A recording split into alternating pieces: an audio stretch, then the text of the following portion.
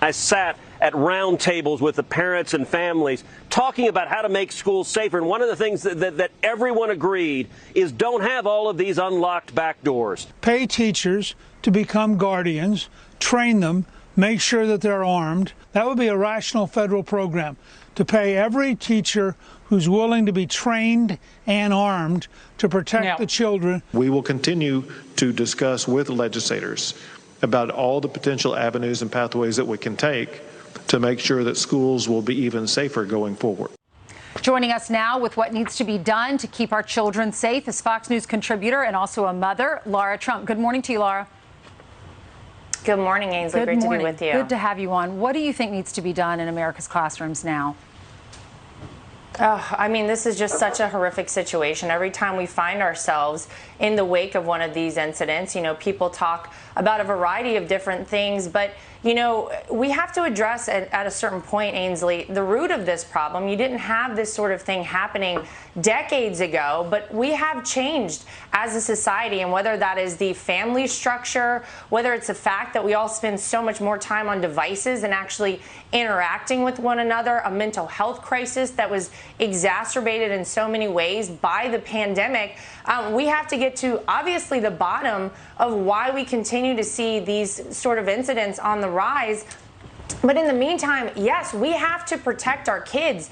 In the wake of things like 9/11, we saw so many steps taken to protect places like airports.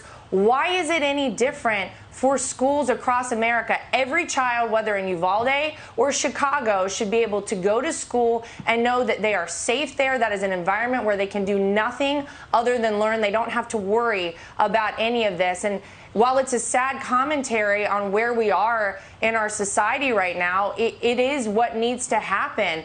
And, you know, there are a variety of measures. You just played, you know, a couple sound bites of different ideas, whether it's a fenced perimeter around schools, armed guards, metal detectors. There are a variety of ways that we could secure our schools. And if you look at the spending of our government, this is a drop in the bucket. To secure schools across America would cost almost nothing. We left $85 billion worth of military equipment to the Taliban. We just sent $40 billion to Ukraine. It would cost a fraction of that to ensure that our schools are safe and secure. And you're right.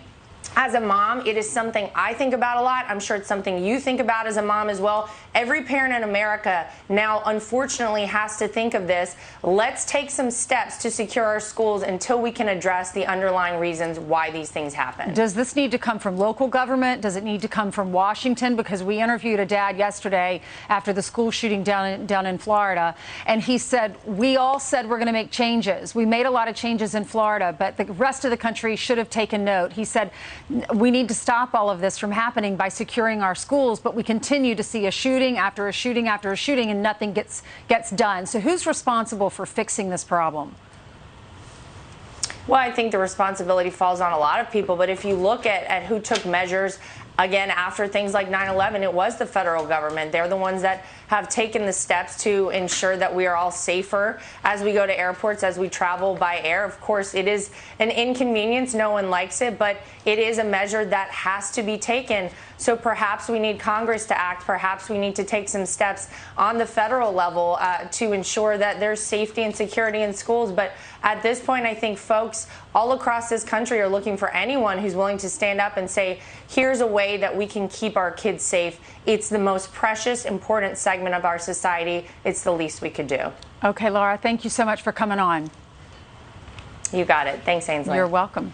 The second hour of Fox and Friends continues now.